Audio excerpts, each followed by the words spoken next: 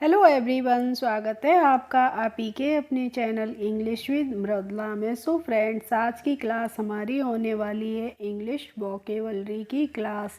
यानी कि आज की क्लास में आप सीखेंगे इंग्लिश के नए नए वर्ड मीनिंग।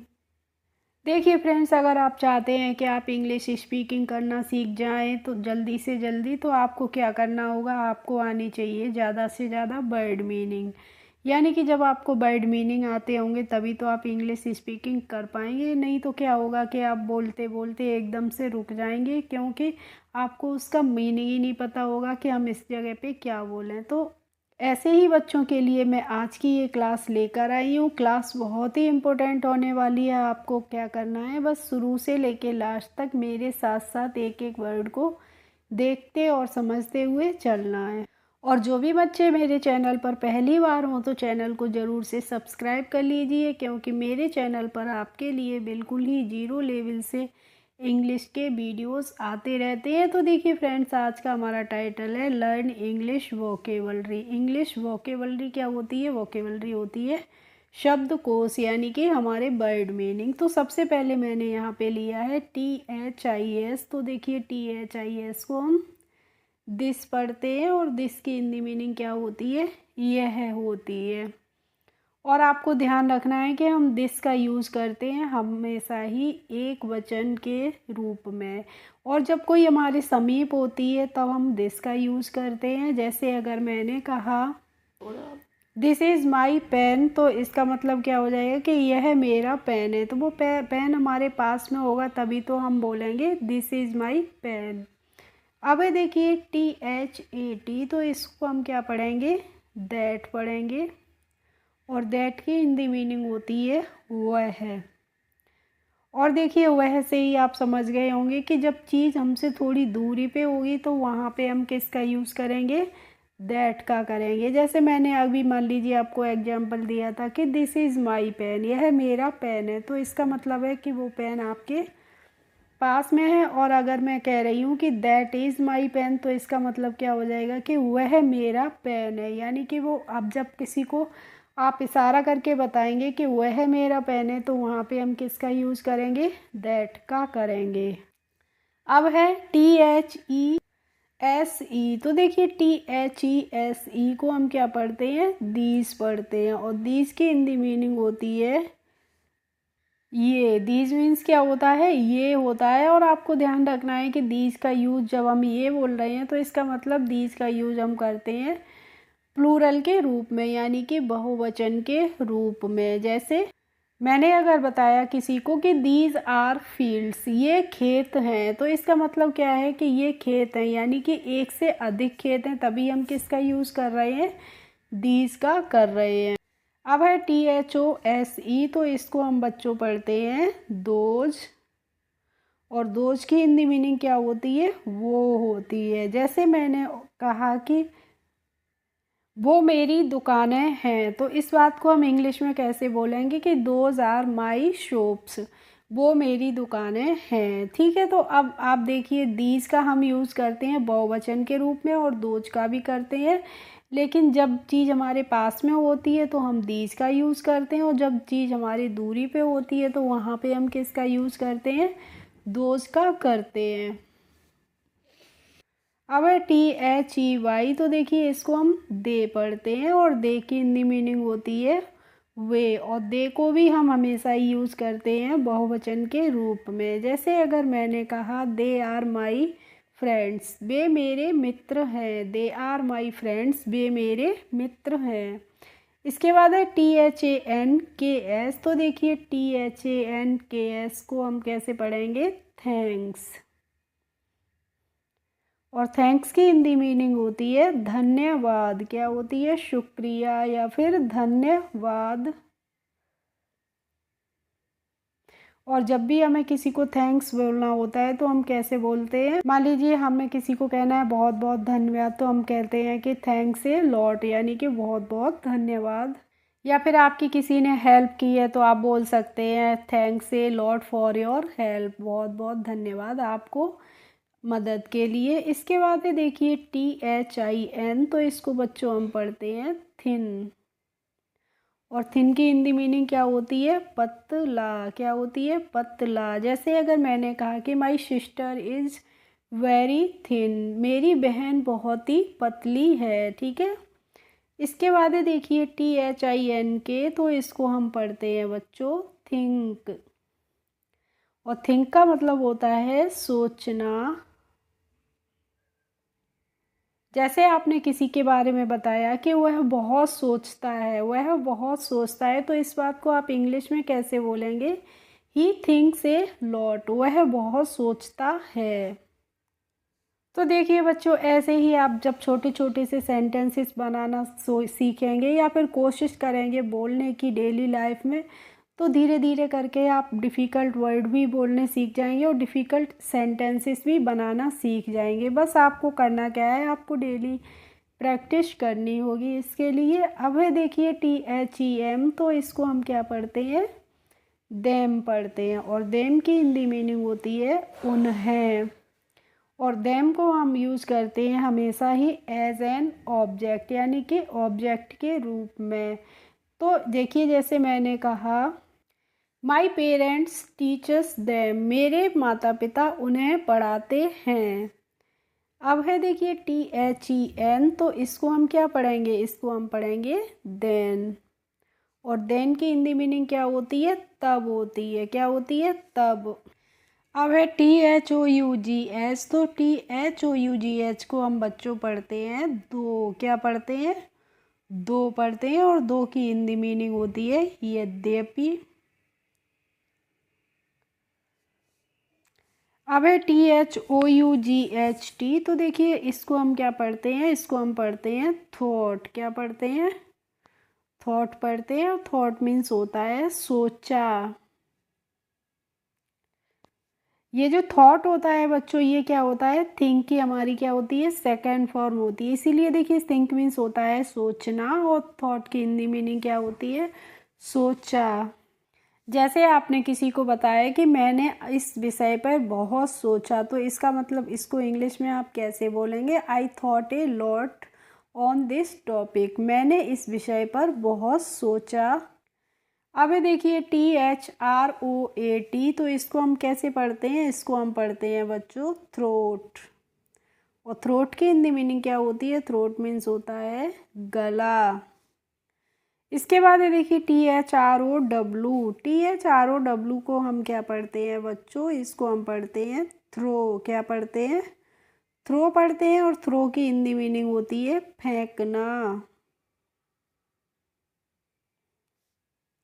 जैसे आपने किसी को कहा कि कपड़े मत फेंको, डोंट थ्रो क्लॉथ, सब्जियां मत फेंको, डोंट थ्रो वेजिटेबल्स।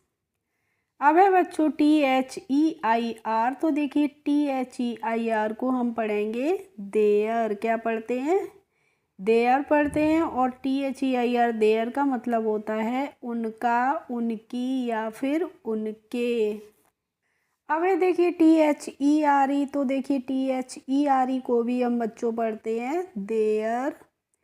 यानी कि THEIR और THERE, इन दोनों का ही प्रोनाउंसिएशन सेम होता है, यानी कि दोनों को ही हम एक ही तरीके से पढ़ते हैं, लेकिन इनमें डिफरेंस होता है। इनकी वर्ड मीनिंग अलग अलग होते हैं और स्पेलिंग्स भी आप देख रहे होंगे इन दोनों की ही अलग अलग हैं। तो THERE, इस वाले देयर का मतलब होता है वहाँ। जैसे वहाँ जाओ, तो इसको हम इंग्लिश में कैसे बोलेंगे गो देयर। इसके बाद है देखिए THREE, तो THREE को हम क्या पढ़ते हैं? थ्री पढ़ते हैं बच्चों। और थ्री की हिंदी मीनिंग होती है तीन। जो तीन की गिनती होती है उसको हम इंग्लिश में थ्री ही तो बोलते हैं ना, तो इसको हम थ्री पढ़ेंगे। जैसे आपने किसी को बताया कि मेरे पास 3 जानवर हैं, तो मेरे पास 3 जानवर हैं, इस बात को आप इंग्लिश में कैसे बोलेंगे?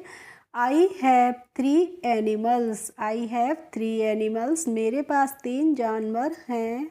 अब है THOUSAND, तो देखिए THOUSAND को हम पढ़ते हैं थाउजेंड। क्या पढ़ते हैं? थाउजेंड। और थाउजेंड क्या होता है? थाउजेंड होता है हजार, यानी कि हजार की जो गिनती होती है उसको हम इंग्लिश में थाउजेंड बोलते हैं। जैसे मान लीजिए आपके पास 2000 रुपये हैं, तो आप किसी को बता रहे हैं कि मेरे पास 2000 रुपये हैं, तो इस बात को आप इंग्लिश में कैसे बोलोगे? I have 2000 rupees only. I have 2000 rupees only, यानी कि मेरे पास केवल 2000 रुपये हैं। अब है देखिए THUS, तो इसको हम क्या पढ़ते हैं? 10 पढ़ते हैं। क्या पढ़ते हैं? 10। और 10 मीन्स होता है इसलिए।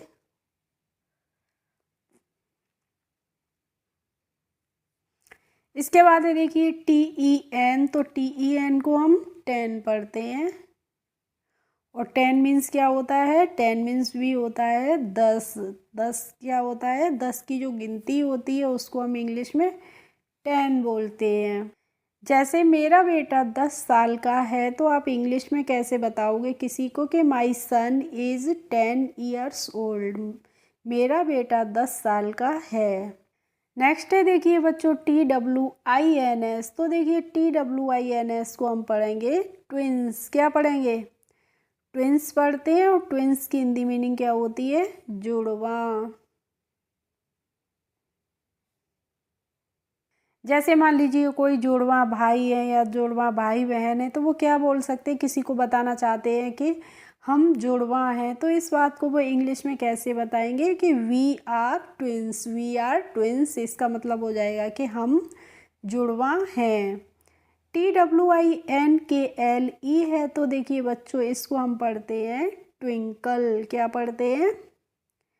ट्विंकल पढ़ते हैं। और ट्विंकल की हिंदी मीनिंग्स क्या? हिंदी मीनिंग होती है टिमटिमाना। और देखिए ट्विंकल का मतलब होता है टिमटिमाना। तो देखिए ज़्यादातर बच्चों ने, सभी ने पढ़ी होगी बचपन में, ट्विंकल ट्विंकल लिटिल स्टार।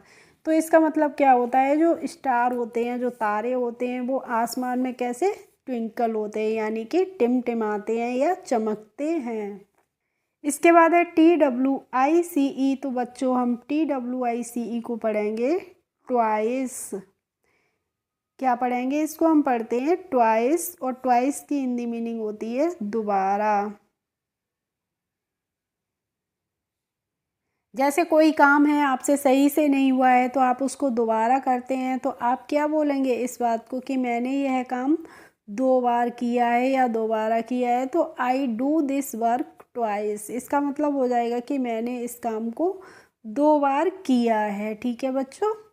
अब ये देखिए TOMORROW, तो TO को हम पढ़ेंगे टो। और MO को पढ़ लेंगे म। और RROW को पढ़ेंगे रो। तो इसको हम पढ़ते हैं टुमारो। टुमारो मीन्स क्या होता है? टुमारो की हिंदी मीनिंग होती है बच्चों आने वाला कल। क्या होती है? आने वाला कल, यानी कि कल जो दिन आएगा उसको हम इंग्लिश में बोलते हैं टुमारो।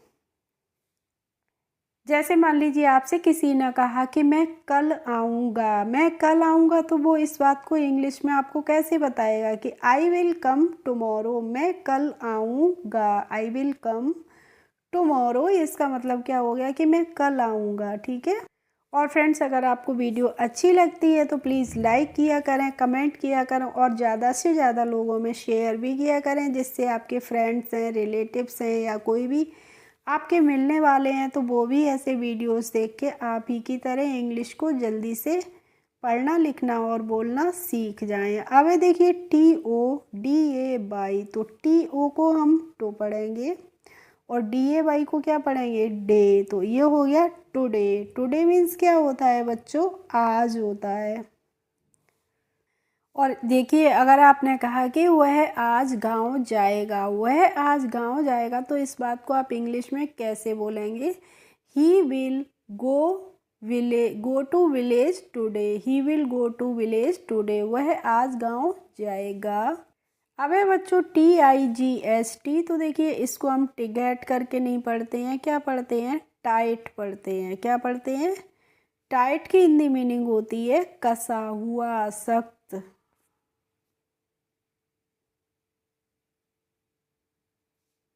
मान लीजिए आपकी कोई शर्ट है या कोई भी कपड़ा है वो टाइट हो गया है, तो आप इस बात को इंग्लिश में कैसे कहेंगे? माई शर्ट बिकेम टाइट, या माई क्लॉथ्स बिकेम टाइट, मेरे कपड़े टाइट हो गए हैं, सख्त हो गए, यानी कि कस गए हैं। And next and last word हमारा बच्चों THEME। तो THEME को हम पढ़ते हैं थीम। थीम का मतलब क्या होता है? उद्देश्य। मान लीजिए मेरा इस वीडियो को बनाने का क्या उद्देश्य था कि आप जल्दी से जल्दी इंग्लिश स्पीकिंग भी करना सीख जाएं, ठीक है। तो इसे हम बोलते हैं थीम। थीम मीन्स क्या होता है? हमारा उद्देश्य, लक्ष्य। ओके फ्रेंड्स, आई होप आज की क्लास आपको अच्छी लगी होगी। अगर अच्छी लगी हो तो प्लीज़ एक लाइक कर दीजिए, और मेरे चैनल पर यदि नए हो तो सब्सक्राइब कर लीजिए। Thanks for watching my video. We will meet in the next video. Bye bye.